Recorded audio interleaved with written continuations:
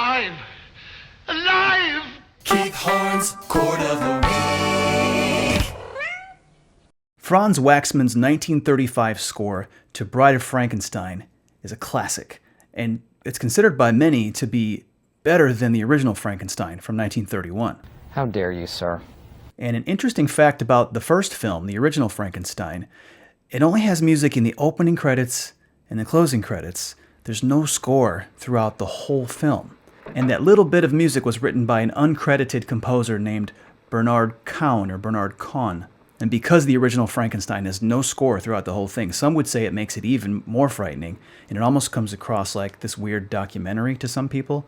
I disagree that it makes it more frightening. In my opinion, I think it would have been much more effective and a much better film if it had a score. But 4 years later, in 1935, the great Franz Waxman gives us what many consider to be like the OG horror score that kicked off an entire genre of film scoring, Bride of Frankenstein. It's pronounced Frankenstein. There's a great scene toward the end. The scene is like 10, 12 minutes long, and it's the climax of the story where they're putting the finishing touches on the body. They're putting the heart in. They've put the brain in. They're raising her up to the tower to be struck by lightning and bringing her back down. And the whole time, the tempo of the music, which is going the entire time, it's this cue called the creation.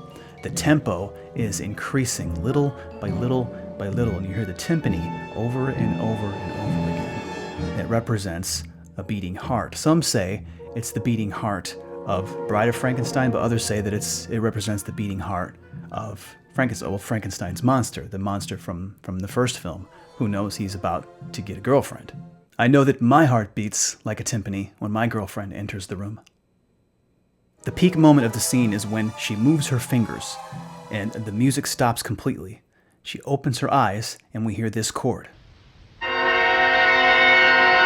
She's alive! Alive! And Oingo Boingo sings, "Weird Science!" At least that's what I hear every time I hear that dialogue. No, And it's worth noting that Weird Science came out in 1985, exactly 50 years after Bride of Frankenstein, and it's basically the same story. It is the Bride of Frankenstein. And this may not be a popular thing to say, but it is my personal favorite John Hughes movie. So let's talk about what the chord is. It's a 4-note chord. We have 1, 2, 3, 4, 5, 6, 7 notes, but it's a 4-tone chord. It's a C7, flat 5, or sharp 4, but you could also think of it as an F sharp 7, flat 5, or sharp 4. It's a symmetrical chord. It comes from the whole tone scale.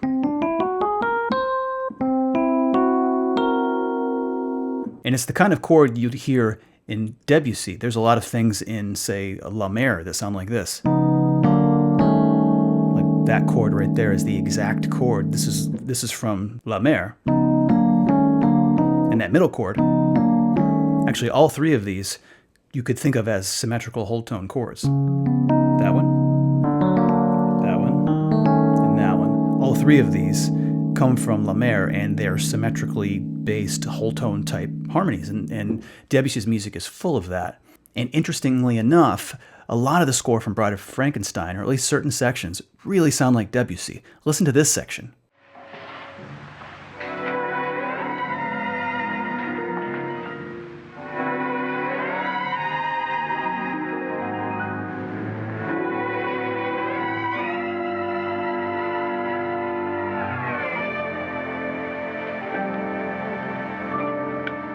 This is just a few moments later after we hear this chord. We hear this.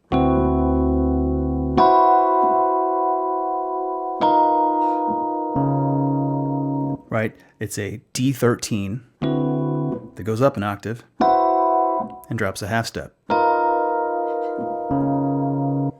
Very Debussy, very Ravel, very 1890s sounding.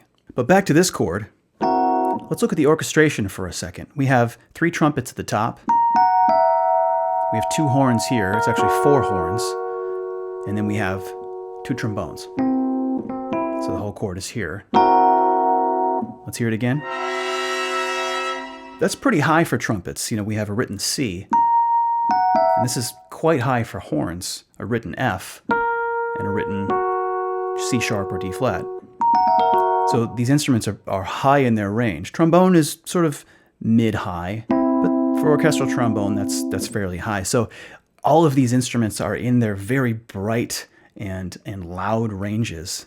So that chord really hits hard. And I think it's interesting that this chord makes the moment seem horrific, but the doctors themselves, they aren't horrified, they're ecstatic.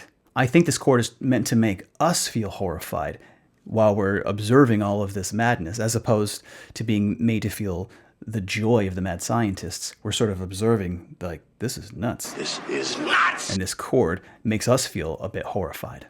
This was Waxman's first major Hollywood score, and it launched him into the history books as one of the greatest film composers of all time, especially of the classic Hollywood era.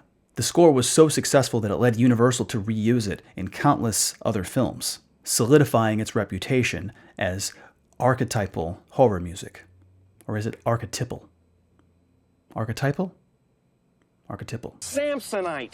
I was way off. If you appreciate this video, like, sub, leave your thoughts. I want to know what you guys think about this chord, this score, or if there's any other Franz Waxman scores in particular, or other works, films of his you think I should be checking out, you think I should listen to, maybe focus on this channel.